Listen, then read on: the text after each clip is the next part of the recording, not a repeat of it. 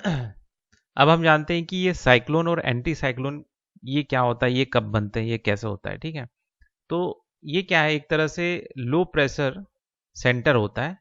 ठीक है, तब आपका वो भी क्लोज्ड आइसोबार। ठीक है, साइक्लोन के लिए क्या चाहिए होता है, ये मतलब क्लोज्ड साइक्लोन हो या एंटी साइक्लोन हो, दोनों के लिए एक चीज चाहिए होता है कि क्लोज्ड आइसोबार वाला सर्कल। ठीक है, लेकिन लो प्रेशर चाहिए साइक्लोन के लिए और हाई प्रेशर चाहिए आपका एंटी साइक्लोन के लिए। ठीक है, क्लोज्ड आइसोबार का मतलब होता है कि मतलब वो पॉइंट जहां पे प्रेशर सेम है और उनको जो लाइन जोड़ रहा है उसे हम कहेंगे आइसोबार। ठीक है, तो जैसे अगर इस तरह का लाइन बनता है, ठीक है, तो ये कहलाएगा आपका नॉर्मल आइसोबार। लेकिन अगर अगर ये क्लोज्ड लाइन हो, सर्कल लाइन हो, जैसे मान के चलिए यहाँ पे एक प्रेशर, यहाँ पे एक प्रेशर, फिर कुछ जगह पे और ऐसा लाइन को जब जोड़े तो एक सर्कुलर क्लोज्ड सर्कल बन गया।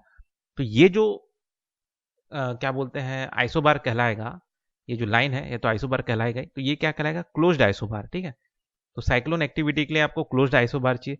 तो साइक्लोन कब फॉर्म होता है, ठीक है, तो इसका जो कुछ कैरेक्टरिस्टिक है वो मैं आपको बताता हूँ। तो जैसे यहाँ पे मान के चलिए, यहाँ पे भी एक क्लोज्ड आइसोबार है, मतलब वो लाइन जहाँ पे प्रेशर दिखा रहा है, कुछ सेम दिखा रहा है। तो जैसे मान के चलिए कि यहाँ पे आपका 1000 दिखा रहा है और यहाँ पे आपका दिखा रहा है, मान के चलिए कि 800 कुछ दिखा रहा है। तो देख सकते हैं आप, ये जो है ये हाई प्रेशर है और ये क्या है आपका लो प्रेशर है। तो मतलब हवा जो है अंदर की ओर आ रहा है। ठीक है, तो इस तरह का जब होता है, जब लो प्रेशर सेंटर क्रिएट होता है, ठीक है, सराउंडेड बाई हाई प्रेशर, तब आपका साइक्लोन फॉर्म होता है।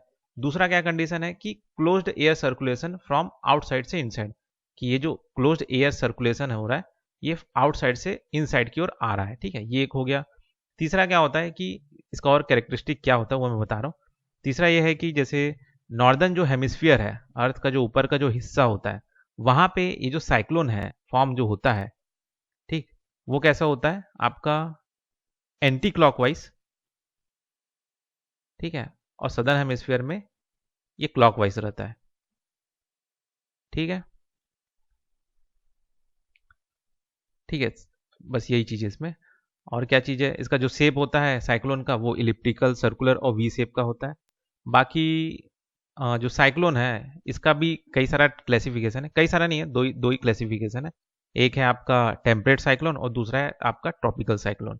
तो चलिए उसको समझते हैं, टेम्परेट साइक्लोन क्या है, वो कैसे फॉर्म होता है। ठीक है, तो टेम्परेट जो साइक्लोन है उसे हम क्या क्या क्या कहते हैं, एक्स्ट्रा ट्रॉपिकल साइक्लोन या फ्रंटल साइक्लोन भी कहते हैं। ठीक, और ये जो है ये भी सेम वही है, आपका लो प्रेशर सेंटर होता है। ठीक है, इसका जो लेटीट्यूड है वो है 35 से 65 डिग्री से, जो लेटीट्यूड है नॉर्थ में और साउथ में, यहाँ पे आपका टेम्परेट साइक्लोन बनता है। ये जो है टेम्परेट साइक्लोन ये जमीन पे बनता है, याद रखिएगा, है ना, लैंड पे ही ये आपका साइक्लोन फॉर्म होता है। अब जो टेम्परेट साइक्लोन है उनके टाइप्स क्या क्या हैं। पहला टाइप है आपका डायनेमिक साइक्लोन। डायनेमिक साइक्लोन मतलब वो साइक्लोन जो कि एयर के कन्वर्ज होने पे, मतलब एयर मास के, hot air mass cold air mass के कन्वर्ज होने पे ये क्या बोलते हैं टेम्परेट साइक्लोन पैदा होता है। ठीक है, तो ये जो डायनेमिक साइक्लोन है यही एक्चुअल में टेम्परेट साइक्लोन है। बाकी थर्मल भी होता है, मतलब ये टेम्परेचर क्या बोलते हैं गर्मी ज़्यादा हो गया, लो प्रेशर बन गया उसकी वजह से। और एक होता है सेकेंडरी एयर क्या बोलते हैं सेकेंडरी साइक्लोन। ठीक है, तो ये दोनों टेम्पररी है, वीक रहता है। ये सेकेंडरी तो और ज़्यादा वीक होता है। इसमें क्या होता है कि समुद्र के ऊपर से गर्म हवा बहता है, तो गर्म हवा और ठंडा हवा मिल जाता है तो टेम्परेट साइक्लोन पैदा होता है। तो ये बहुत ही टेम्पररी और वीक साइक्लोन होता है ये वाला, ये दोनों, है ना। एक्चुअल जो साइक्लोन है टेम्परेट साइक्लोन है वो है डायनामिक साइक्लोन। अब हम जानते हैं कि ये जो टेम्परेट साइक्लोन जो होता है इसका लाइफ साइकिल कैसे होता है, ये कैसे फॉर्म होता है। ठीक है, तो इसका जो पहला जो स्टेज होता है, इसका पहला स्टेज जो होता है वो होता है आपका पैरेलल मूवमेंट ऑफ एयर, मतलब हवा ना सबसे पहले पैरेलली मूव करते रहते हैं। ठीक है, तो जैसे मान के चलिए कि यहाँ पे आपका हॉट वार्म एयर मास है और एक कोल्ड एयर मास है, तो ये पैरेलली मूव हो रहा है। बीच में ये लोग फ्रंट क्रिएट करते हैं जिसे हम स्टेशनरी फ्रंट कहते हैं।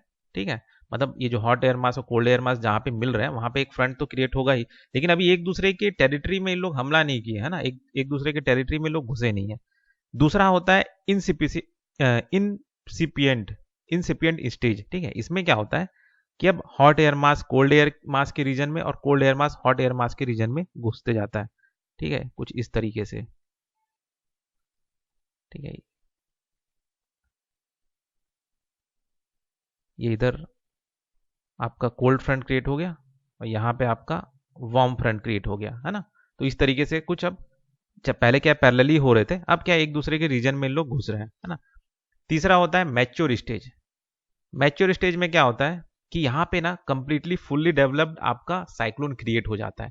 ठीक है, और मतलब एक तरह से क्लोज्ड आइसोबार सा क्रिएट हो जाता है, और ये कुछ इस तरीके से आपका फ्रंट जो है वो हो जाता है, और ये आपका वार्म फ्रंट। ठीक है, और एक तरह से क्लोज्ड आइसोबार से क्रिएट हो जाता है ना। ये आपका वार्म एयर मास है यहाँ पे आपका कोल्ड एयर मास है ना। तो इस तरीके से धीरे से और घुसते घुसते वार्म एयर मास को छोटा करते जाता है ये कोल्ड एयर मास। फिर आता है चौथा स्टेज। चौथा स्टेज में क्या होता है कि वार्म सेक्टर अब बहुत ज़्यादा नैरो डाउन हो जाता है, ये और ज़्यादा पतला हो जाता है। ठीक, अच्छा यही तो है वार्म स्टेज। ठीक है ना, मतलब ये और पतला हो गया, ये थोड़ा सा ना, मतलब थर्ड स्टेज में थोड़ा इतना दूरी तक रहेगा, फोर्थ स्टेज में और इतना पतला हो जाता है, मतलब नैरो डाउन हो जाता है। ठीक, तो ये हो गया आपका चौथा स्टेज। अभी ये यहाँ पे ये जो है ना हिस्सा, ये वार्म वाला रीजन है, इसको याद रखिएगा, पहले और थोड़ा पतला होगा, फिर ये और पतला हो गया।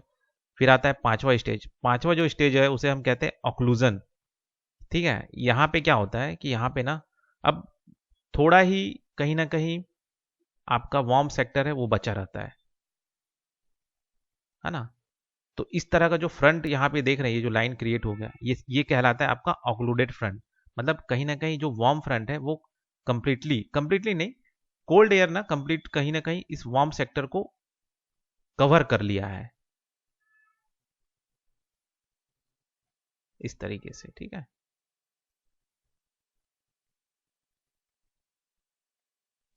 ये हो गया। ठीक है, ऑक्लूडेड फ्रंट मतलब जब आपका वार्म सेक्टर को completely cold air mass cover कर लेता है। फिर आता है आपका साइक्लोसिस। साइक्लोसिस में कुछ नहीं होता, इसमें क्या है कि आपका पूरा का पूरा जो वार्म एयर मास है वो कंप्लीटली गायब हो जाता है, और सिर्फ आपका कोल्ड एयर मास ही बचा रहता है। ठीक है, तो इस तरीके से आपका जो साइक्लोन है फिर वो खत्म हो जाता है, डाई हो जाता है। ठीक है, तो ये कहलाता है आपका साइक्लोसिस। तो इस तरह से 6 स्टेज में होके आपका टेम्परेट साइक्लोन बनता है। अब हम जानते हैं कि ये जो टेम्परेट साइक्लोन है ये कैसे इफेक्ट करता है इंडिया को। ठीक है, तो इफेक्ट कैसे करता है, जैसे यहाँ पे मैं आपको कुछ वो सब बना देता हूँ। जैसे मान के चलिए ये आपका मेडिटेरेनियन सी है, और ये है आपका साउथ अफ्रीका। ठीक है, और यहाँ पे है आपका इंडिया, है ना। यहाँ पे ये इंडिया है आपका, है ना। और यहाँ पे आपका ब्लैक सी और कैस्पियन सी है। ठीक है, तो ये मेडिटेरेनियन सी, इसको ऐसे याद रखिए, ऐसे रफली मैं बना रहा हूँ, है ना। अब क्या होता है कि ठंडी के समय में जो मेडिटेरेनियन सी होता है यहाँ पे लो प्रेशर क्रिएट होता है ना। ठंड के समय में लो प्रेशर क्रिएट हुआ, और ये सब रीजन में हाई प्रेशर है, तो यहाँ से सब हवा जाके यहाँ पे एक तरह से मेडिटेरेनियन सी में टेम्परेट साइक्लोन पैदा करता है। ठीक है, अब यहाँ पे मेडिटेरेनियन सी में जब टेम्परेट साइक्लोन पैदा हो जाता है तो ये मूव करता है इंडिया की तरफ। ठीक है, ये ठंड के समय का बात है ना। अब ये मूव इधर क्यों कर रहा है, क्योंकि वेस्टर्लीज, ठीक है, आपने सब ट्रॉपिकल वेस्टर्ली जेट स्ट्रीम पढ़ा ना, वही चीज है। ठीक है, तो सब ट्रॉपिकल वेस्टर्ली जेट स्ट्रीम कैसे मानसून में इफेक्ट डालता है वो तो मैंने आपको बताया था कि भाई जब हिमालय के नॉर्दर्न सदर्न रीजन में जब तक सब ट्रॉपिकली जेट स्ट्रीम बहता रहता है तब तक मानसून नहीं आता, जब वो कंप्लीटली हिमालय रीजन के ऊपर चला जाता है तब मानसून आता है। ठीक है, लेकिन ठंड में पानी कैसे आता है, तो ठंड में जो पानी है उसमें भी ये सब ट्रॉपिकल वेस्टर्ली जेट स्ट्रीम है वो मदद करता है। तो जो वेस्टर्लीज है, ठीक, वही सब ट्रॉपिकल वेस्टर्ली जेट स्ट्रीम, तो वो जो वेस्टर्लीज है वो क्या करता है, इस साइक्लोन को ढकेलता है इधर की ओर। ठीक है, और ये जो साइक्लोन है ये क्या बोलते हैं आपका कैस्पियन सी और आपका क्या सी हो गया, ब्लैक सी हो गया, इन दोनों से मॉइस्चर लेते हुए, मेडिटेरियन सी से मॉइस्चर लेते हुए ये जाता है, और इधर पे अफगानिस्तान में, पाकिस्तान में, और इधर इंडिया में नॉर्दर्न रीजन जो है राजस्थान, पंजाब, हरियाणा, उत्तर प्रदेश, जम्मू कश्मीर, इन सब, हरियाणा, है ना, तो इन सब रीजन में ठंड के समय में पानी गिराता है। ठीक है, तो जो मैंने बताया था ना कि ठंड के समय में जो पानी गिरता है वो डिस्टर्बेंस या और क्या बोला था, वेस्टर्न डिस्टर्बेंस कहते हैं। तो ये जो वेस्टर्न डिस्टर्बेंस है वो इसी वजह से होता है। ठीक है, टेम्परेट साइक्लोन जो कि वेस्टर्लिस की वजह से ढकेलते हुए मॉइस्चर लेके आता है मेडिटेरियन सी, ब्लैक सी से, और ठंड के समय में यहाँ पे पानी गिराता है। ठीक है, तो इस तरह से ये टेम्परेट साइक्लोन है, इंडिया को इफेक्ट करता है। तो ठंड के समय में जो पानी गिरता है उसके पीछे कारण ये टेम्परेट साइक्लोन है ना, जो कि वेस्टर्ली जेट स्ट्रीम जो है ढकेलते हुए इंडिया में लेके आता है। तो ये हो गया आपका टेम्परेट साइक्लोन। अब जानते हैं कि ये ट्रॉपिकल साइक्लोन ये क्या होता है। ट्रॉपिकल साइक्लोन जो है इसके कुछ टाइप्स है, जैसे हरिकेन। टाइप्स नहीं बोल सकते, मतलब एक तरह से ट्रॉपिकल साइक्लोन है एक ही, लेकिन उसको अलग अलग नाम से जानते हैं। जैसे हरिकेन नाम से जानते हैं यूएस में, टाइफून नाम जानते हैं आपका चाइना में, साइक्लोन बोलते हैं इंडियन ओशियन रीजन में और साउथ पैसिफिक ओशियन में, टॉर्नेडो यूएस में कहते हैं, विली विली ऑस्ट्रेलिया में कहते हैं। ठीक है, तो ये सारे जो नाम है आपको नोट्स में मिल जाएंगे, वहां पे आप देख लीजिएगा। ठीक है, तो इस तरीके से इनके अलग अलग नाम होते हैं ट्रॉपिकल साइक्लोन के। अब ये जो ट्रॉपिकल साइक्लोन जो है ये कैसे बनता है, ठीक है। अच्छा, इसका जो घूमने का जो है वो है क्लॉकवाइज सदर्न हेमिस्फीयर में। ठीक है, क्लॉकवाइज सदर्न हेमिस्फीयर में होता है, और एंटी क्लॉकवाइज होता है आपका नॉर्दर्न हेमिस्फीयर में। इसको याद रखिएगा। अब क्या क्या फैक्टर्स हैं जो कि ट्रॉपिकल साइक्लोन को के लिए मतलब जरूरी है, ठीक है। तो पहला चीज आता है कोरिलिस इफेक्ट। मतलब ये तो बता ही दिया मैंने, क्या कोरिलिस इफेक्ट क्या होता है, कोरिलिस फोर्स क्या होता है। मतलब हवा जब बह रहा है तो उस पर जब अर्थ का रोटेशन की वजह से जो फोर्स क्रिएट होता है उस हवा पे, और उस हवा को डिफ्लेक्ट कर देता है, तो ये इस इफेक्ट को हम कहते हैं कोरिलिस इफेक्ट। तो ये ज़्यादा ये जरूरी होता है।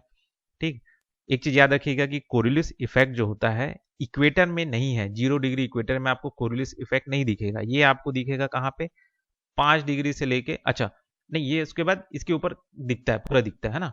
हाँ, लेकिन जो ट्रॉपिकल साइक्लोन है ये आपको कहाँ से कहाँ तक नजर आएगा, 5 डिग्री से लेके 20 डिग्री लेटीट्यूड में, नॉर्थ में और साउथ में। ठीक है, इन दोनों के बीच में, मतलब ये 5 से 20 डिग्री के बीच में आपका ट्रॉपिकल साइक्लोन फॉर्म होता है। इसको याद रखिएगा, ये ट्रॉपिकल रीजन, ठीक है, किस रीजन में ये आपका साइक्लोन फॉर्म होता है, तो ये इस रीजन में आपका साइक्लोन फॉर्म होता है। इसको याद रखिएगा, ठीक है। बाकी कोरियोलिस फोर्स बता दिया मैंने, इक्वेटर में काम नहीं करता, 0 रहता है। और बाकी तो क्लॉकवाइज एंटी क्लॉकवाइज बता दिया मैंने, ठीक है। तीसरा चीज होता है कि वार्म वाटर टेम्परेचर होना चाहिए। कि ट्रॉपिकल साइक्लोन अगर आपको मतलब बनना है तो उसके लिए आपका जो पानी है उस वो गर्म होना चाहिए। कितना, लगभग 27 डिग्री सेल्सियस तक होना चाहिए। और कितने गहराई तक, मतलब लगभग 50 मीटर गहराई तक ये 27 डिग्री सेल्सियस टेम्परेचर होना चाहिए, तब आपका ट्रॉपिकल साइक्लोन बनेगा। ठीक, दूसरा चीज उसके बाद क्या होता है, rapid air cooling. Rapid air cooling मतलब क्या होता है कि अब जब हवा ऊपर की ओर उठेगा मॉइस्चर लेके, तो वो तेजी से ठंडा होना चाहिए। ठीक है, तब आपका ट्रॉपिकल साइक्लोन बनेगा। हाई ह्यूमिडिटी होना चाहिए। ठीक, जो हवा उठेगा उसमें बहुत ज्यादा ह्यूमिडिटी होना चाहिए। ठीक, फिर और क्या होता है, low level of vertical wind shear. मतलब जैसे मान के चलिए कि ये समुद्र का नीचे नीचे में जो हवा बह रहा है वो, और ऊपर सबसे टॉप में जो ट्रोपोपॉस है उस रीजन में जो हवा बह रहा है, उसके बीच में ज्यादा डिफरेंस नहीं होना चाहिए बहाव में। समझे, दोनों लगभग एक ही बराबर स्पीड में बहना चाहिए। ऐसा नहीं कि नीचे का ज्यादा तेजी से बह रहा है, ये बहुत स्लो है। तो जब अगर है ना, तो ये अगर ऐसा होगा, ज्यादा डिफरेंस होगा, तो ये हाई वर्टिकल विंड शेयर कहलाएगा। लेकिन दोनों अगर बराबर है तो ये कहलाएगा आपका लो वर्टिकल विंड शेयर। तो ये होना चाहिए लो vertical wind shear.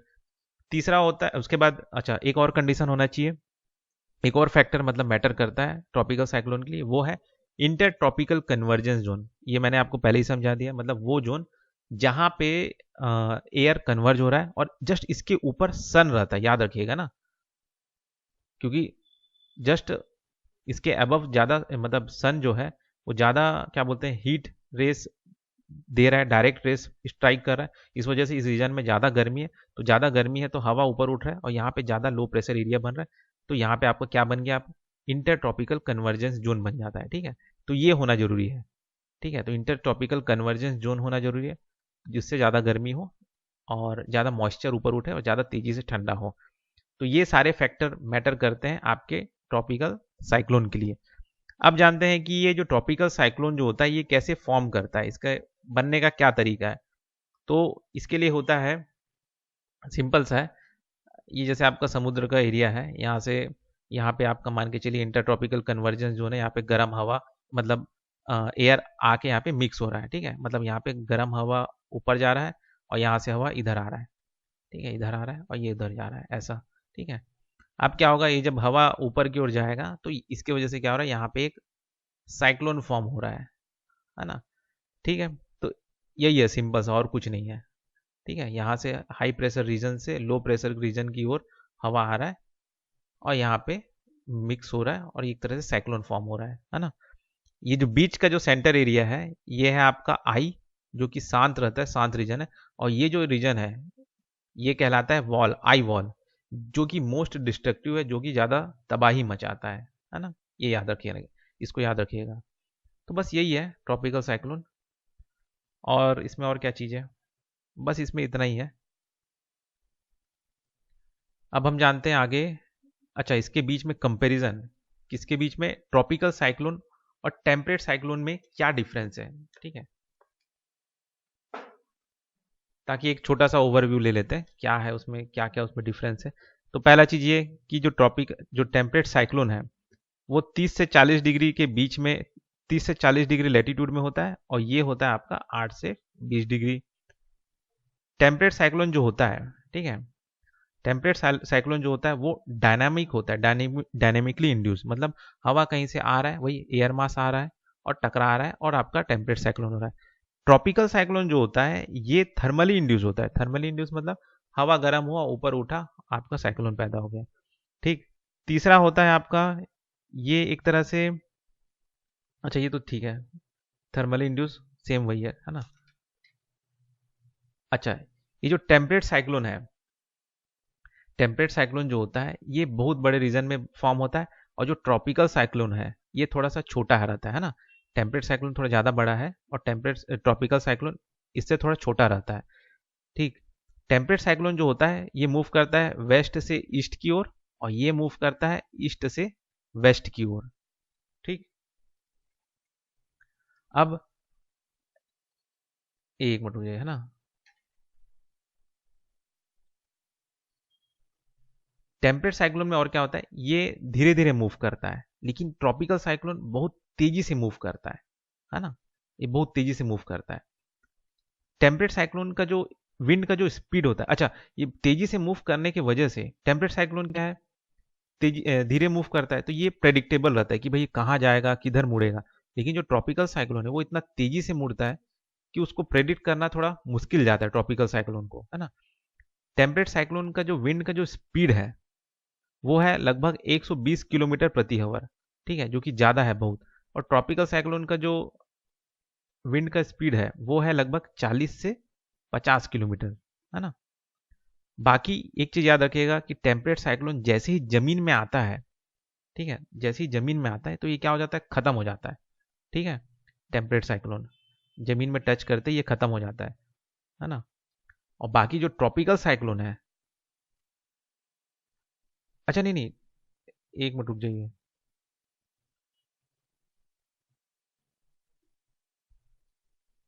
Temperate cyclone और ट्रॉपिकल साइक्लोन, हाँ देखिए, टेम्परेट साइक्लोन जो होता है ना वो ज़मीन में ज़्यादा पावरफुल रहता है और ये जो है ट्रॉपिकल साइक्लोन ये ज़मीन में कमज़ोर हो जाता है, ट्रॉपिकल साइक्लोन, है ना। हाँ, एक चीज़ और याद रखिएगा, थोड़ा सा मैं वो हो गया, ट्रॉपिकल साइक्लोन का जो स्पीड है ना वो लगभग 120 किलोमीटर प्रति आवर है ना। हाँ, और स्विफ्ट मूवमेंट ट्रॉपिकल साइक्लोन ही करता है, ये बहुत तेज़ी से मूव करता है ना। बाकी और क्या चीज़ है ट्रॉपिकल साइक्लोन का, ये कोस्टल एरिया को इफेक्ट करता है और ये मेन लैंड को इफेक्ट करता है, ठीक है। बाकी जैसे ही ट्रॉपिकल साइक्लोन जमीन को टच करता है ना तो ये गायब हो जाता है, ट्रॉपिकल साइक्लोन कहीं ना कहीं खत्म हो जाता है तुरंत। लेकिन टेम्परेट साइक्लोन नहीं खत्म होता, ये तो बहुत समय तक रहता है, ठीक है। तो जो मेरा नोट्स है उसमें आप देख लीजिएगा, लाइन से मैंने लिखा है ना। बस यही है इसमें कंपैरिजन। अच्छा, इसमें और कुछ कुछ और मैं आपको बता देता हूँ और किस किस तरह का हवा बहता है और क्या क्या क्लाउड होता है।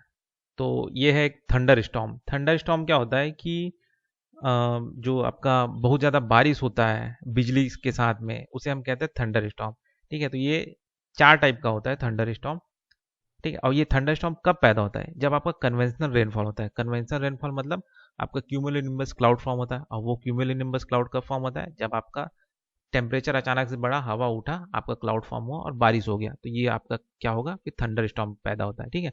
इसमें 3 तरह के टाइप्स है थंडर स्टॉर्म के। एक है thermally thunder storm, thermal thunder storm, फिर है आपका ओरोग्राफिक थंडर स्टॉर्म, फिर है आपका कोल्ड फ्रंट थंडर स्टॉर्म। ठीक है। तो जो थर्मली थंडर स्टॉर्म है ये आता है आपका गर्मी की वजह से, है ना, टेम्परेचर बढ़ा, थंडर स्टॉर्म क्रिएट हुआ। ओरोग्राफिक में क्या होता है कि कहीं से गर्म हवा आया, वो पहाड़ के ऊपर तेजी से उठ गया, तो ये होता है आपका ओरोग्राफिक रेनफॉल। ठीक है। कहीं से मूव हो रहा था, अचानक से हवा पहाड़ की वजह से तेजी से ये ऊपर की ओर जाता है, और इससे तेजी से क्या बोलते हैं, बहुत सारा बादल बनता है और तेजी से बहुत सारा पानी भी बरसता है, तो ये क्लाउड बर्स्ट का कारण भी होता है। ठीक है, ओरोग्राफिक रेनफॉल। फिर आता है आपका कोल्ड फ्रंट थंडरस्टॉर्म। ये वही है, नॉर्मली मैंने जो आपको बता दिया एयर मास में, वही वाला ये थंडरस्टॉर्म इसके वजह से क्रिएट होता है। तो ये हो गया आपका थंडरस्टॉर्म। अब जानते हैं ये टॉर्नेडो क्या होता है। ठीक है। तो टॉर्नेडो और ट्विस्टर दोनों एक ही चीज को कहते हैं। ठीक है। और ये भी एक तरह से आपका ट्रॉपिकल साइक्लोन है। ठीक है। तो टॉर्नेडो और ट्विस्टर क्या होता है? नहीं, मतलब ये ट्रॉपिकल साइक्लोन नहीं, ये टेम्परेट साइक्लोन है ना। तो टॉर्नेडो और ट्विस्टर में क्या होता है, ये जमीन में फॉर्म होता है ना, हाई स्पीड में चलता है, बहुत ज़्यादा इसके हाई स्पीड रहते हैं, इंटेंस लो प्रेशर रहता है। टॉर्नेडो का जो रीजन होता है वो बहुत छोटा रहता है, ज़्यादा बड़ा नहीं रहता है, एकदम छोटा रीजन में होता है। ठीक है। लेकिन बहुत तेज़ी से ये इसका जो स्पीड है घूमने का वो बहुत तेज होता है। ठीक। और जैसे ये पानी में जाता है, ठीक है, तो क्या करता है कि ये पानी को भी उठा के थोड़ा समय तक उसका भी एक भंवर सा बना देता है। ठीक है। तो उसे हम कहते हैं वाटर स्पाउट। ठीक है। लेकिन जैसे ही पानी में जाता है तो ये कमजोर पड़ने लगता है और पानी में जाके खत्म हो जाता है। ठीक है। तो ये हो गया आपका टॉर्नेडो। इसका जो डिस्ट्रीब्यूशन है वो कहाँ कहाँ पे पाया जाता है, ये यूएसए में पाया जाता है ना, इसको याद रख लीजिएगा। तो ये होगा आपका टॉर्नेडो। ये ट्रॉपिकल साइक्लोन नहीं है ना, टेम्परेट साइक्लोन है ये। तो ये हो गया आपका टॉर्नेडो। फिर आता है आपका पोलर वॉर्टेक्स। ये पोलर रीजन में पाया जाने वाला साइक्लोन है। ठीक। इसका जो स्पैन है, इसका जो रीजन है, ये बहुत बड़ा सर्कल बनाता है। ठीक है, पोलर अर्थ में। ठीक है, कुछ इस तरह का, है ना। और ये कहाँ पे ये बहता है? ये बहता है आपका अपर ट्रोपोस्फियर में। ठीक। और सर्कुलर मूवमेंट होता रहता है। इसके पीछे जो कारण होता है वो क्या होता है, इस पोलर वॉर्टेक्स का बनने का? Sharp temperature difference. ठीक है। मतलब मान के चलिए कि इक्वेटर का टेम्परेचर और ये जो पोलर रीजन का टेम्परेचर में बहुत ज़्यादा का डिफरेंस आ जाए, तब आपका ये पोलर वॉर्टेक्स फॉर्म होता है ना। अब ये जैसे ये घूम रहा है, ठीक है, अब क्या होता है, यही जो घूम रहा है, जो अब ये क्या होता है, धीरे से ना ये अपना शेप चेंज कर लेता है। ठीक है, इस तरीके से। ठीक है। तो इस तरह का जो वेव फॉर्म क्रिएट कर लिया, तो उसे हम कहेंगे क्या? Rossby waves. ठीक है। और यही जो क्रिएट हुआ, ये क्या होता है, फिर धीरे से अलग होके डिटैच हो जाता है इस पोलर वॉर्टेक्स से, है ना। और यही आगे चल के दूसरे जगहों में कोल्ड वेव पैदा करता है। जैसे एग्जाम्पल के लिए, जनवरी 2014 में जो यूएसए में जो कोल्ड वेव आया था, ठीक है, वो यही चीज है, इसी चीज का कारण है। पोलर वॉर्टेक्स जो है, एक तरह से उसमें से कुछ हिस्सा टूट के कहीं ना कहीं अलग चला गया था और यूएसए में एक तरह से कोल्ड वेव पैदा किया था। ठीक है। तो ये हो गया आपका पोलर वॉर्टेक्स। उसके बाद हम जानते हैं ये पोलर स्ट्रेटोस्फेरिक क्लाउड क्या होता है। ठीक। इसे हम नेकेरियस नेसेरियस क्लाउड भी कहते हैं, या फिर हम इसे मदर ऑफ पर्ल भी कहते हैं। ठीक है। ये कब फॉर्म होता है? पहले जो मैंने आपको बताया पोलर वॉर्टेक्स क्या है, ठीक है, वो एक साइक्लोन है पोलर रीजन का। तो क्या होता है, इस रीजन में जो पोलर वॉर्टेक्स पैदा मतलब हो रहा है, तो जब ये पोलर वॉर्टेक्स आता है ठंड के समय में, तो क्या होता है कि यहाँ पे क्लाउड फॉर्म हो जाता है। ठीक है, क्लाउड फॉर्म हो गया, और ये जो क्लाउड है, याद रखिएगा टेम्परेचर बिलो -80 डिग्री होना चाहिए कंडीशन। ठीक है, तब ये आपका क्लाउड फॉर्म होगा, है ना।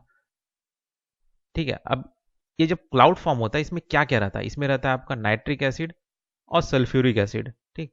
अब क्या होता है कि ये जो नाइट्रिक एसिड जो होता है ना, मतलब इस क्लाउड में इकट्ठा हो गया। अब क्या होता है कि जैसे ही गर्मी का सीजन आता है, तो क्या होता है कि जो नाइट्रिक एसिड है, अभी नहीं, अभी गर्मी का सीजन नहीं, पहले ठंडी के टाइम में ही नाइट्रिक एसिड क्या करता है कि जो क्लोरोफ्लोरोकार्बन होता है, ठीक है, CFC मतलब क्लोरोफ्लोरोकार्बन होता है, उसके साथ रिएक्ट करके क्या बनाता है, क्लोरीन फॉर्म करता है। ठीक है, तो ये जो क्लोरीन है यहाँ पे पूरा इकट्ठा हो जा रहता है। अब ये जो क्लोरीन है ठंड के समय में जो इकट्ठा हो गया, ये क्या होता है कि जैसे ही गर्मी का समय आता है तो ये जो क्लोरीन है ये क्या करता है, ओजोन का जो ऑक्सीजन मॉलिक्यूल है, ठीक है, ओजोन का जो ऑक्सीजन मॉलिक्यूल है उसके साथ ये जो क्लोरीन है रिएक्ट करता है और ऑक्सीजन मॉलिक्यूल को डिस्ट्रैक्ट कर देता है, मतलब ओजोन मॉलिक्यूल को डिस्ट्रक्ट करते जाता है, तोड़ता जाता है। ठीक है, इसके वजह से क्या होता है कि एक तरह से ओजोन लेयर यहाँ पे पतला होता जाता है, खत्म होता जाता है। ठीक है, तो ओजोन लेयर खत्म होने का कारण क्या है, यही है।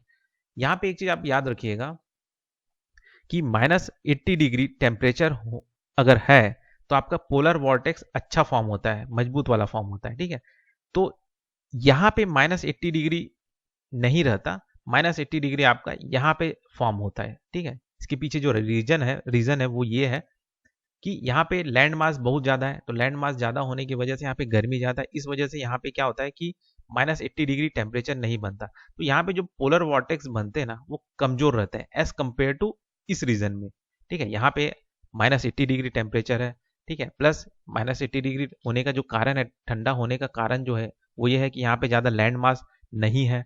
ठीक है, तो इससे क्या होता है कि पोलर वॉर्टेक्स फॉर्म होता है। जब पोलर वॉर्टेक्स स्ट्रांग फॉर्म होगा तो क्या होगा, क्लाउड फॉर्म होगा। ठीक है, सीरियस क्लाउड फॉर्म होगा और इसके वजह से क्या होगा, नाइट्रिक एसिड सल्फ्यूरिक एसिड इकट्ठा होंगे और नाइट्रिक एसिड क्लोरोफ्लोरोकार्बन के साथ ज़्यादा रिएक्ट करेंगे और ज़्यादा क्लोरीन बनाएंगे। तो यहाँ पे आपका जो ओजोन का जो डिप्लीशन है वो ज़्यादा होगा as compared to northern hemisphere. इस वजह से जो ओजोन डेंट जो कहलाता है वो कहलाता है नॉर्दर्न हेमिस्फीयर, जो नॉर्दर्न पोल है उस रीजन में। क्यों, क्योंकि वहां पे उतना ज्यादा ओजोन का डिप्लीजन नहीं होता। लेकिन ओजोन होल कहाँ पे कहलाता है, ये कहलाता है आपका सदर्न हेमिस्फीयर में। ठीक है, क्योंकि यहाँ पे बहुत ज्यादा डिप्लीशन हुआ था, बहुत बड़ा होल बन जा रहता है।